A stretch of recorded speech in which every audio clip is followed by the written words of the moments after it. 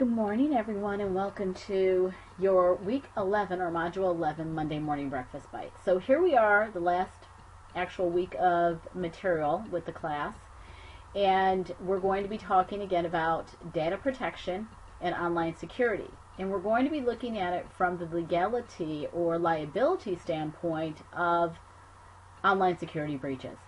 So when you're going through the reading materials this week, when you are going through the PowerPoint, please do take a look at the PowerPoint.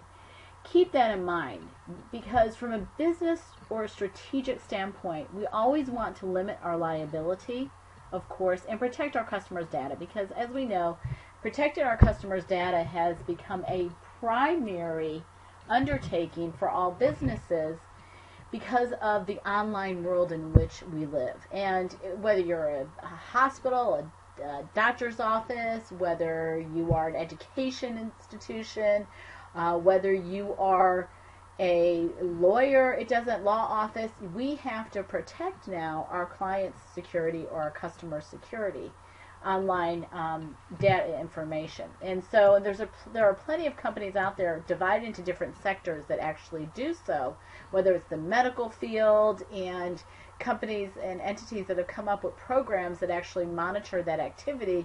So if there's unusual activity, it comes up and they're alerted, and that information is then provided on to the customer. But sometimes things fall through the cracks, because remember, we're dealing with human and interpretations of information at times. So when we think about online security and we think about encryption or cryptography, way back when in the 1940s, 1950s, we called that Morse code. Now we call it encryption. And so it's very important to realize the value to encrypting properly. But the data breaches and causes of action can be negligence, violation of a federal or state statute, obviously breach of contract, as you saw in the Snook case, depending on what is stated within the contract in any addendum. So it's very important to be aware of that and make sure you have your attorneys on board. Or now that you've taken this class, you have some idea of the language and the information and specifications and terms to which you want to be aware so that you can protect yourself. And then there could possibly be, of course, invasion of privacy issues. Damages can be general, the loss of benefit of the bargain, delayed damage losses, loss of value of personal information, and credit scores, which are significantly affected. We know how important that is. On the last slide of this week's material, in addition to the references, I have a few lawsuits to look at if you want to take a look at them. The Yahoo Incorporated Customer Data Security Breach litigation. You've already looked at the Snook Markets case, the Innovac versus Hanover Insurance Company case, and all of those. So please read the cases in the assigned readings. Please pay attention to those things as you go through this week. Remember that deliverable 4 is due this week, and for deliverable 4, what you're actually doing is you're taking your project, your PowerPoint now, and you're creating the actual closing argument. So it can be a voice-over PowerPoint using Camtasia if you would like, or it can be just a voice-over PowerPoint, however you want to do that.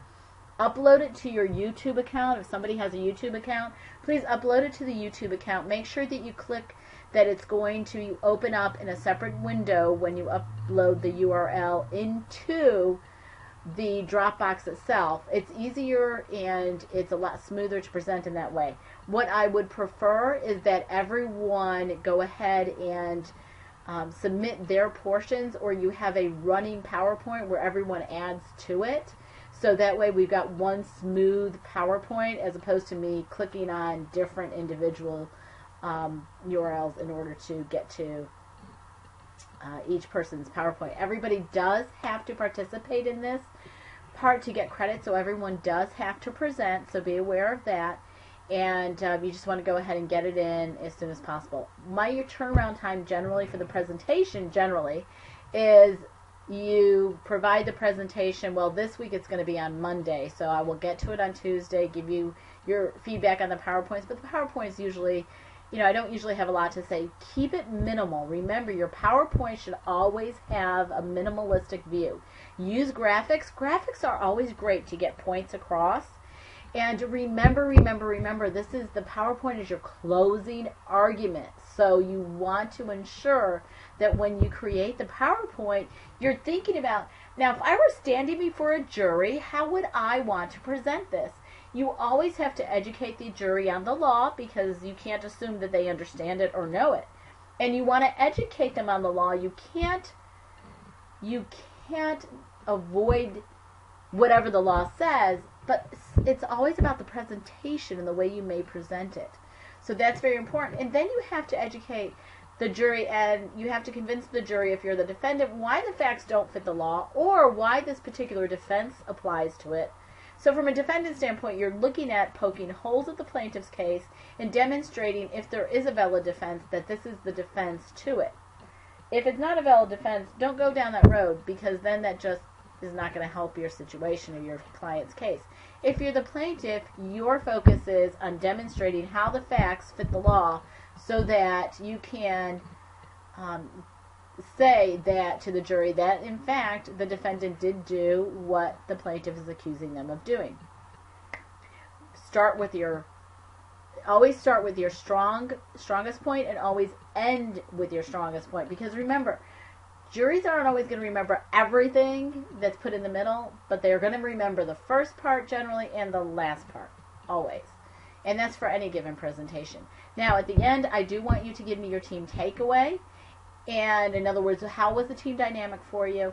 And then tell me what your team's takeaway was for this project. I know it's been a lot of work in this class. You all have done an amazing job. We have these short classes, 12 weeks. There's a lot to cram into 12 weeks. But y'all have done it. You've made it to the end. Woohoo! And now we're just at the presentation stage and your final exam. Okay? Well, we do have Module 11 discussion. But have a great week. You just finish strong. And good luck with everything.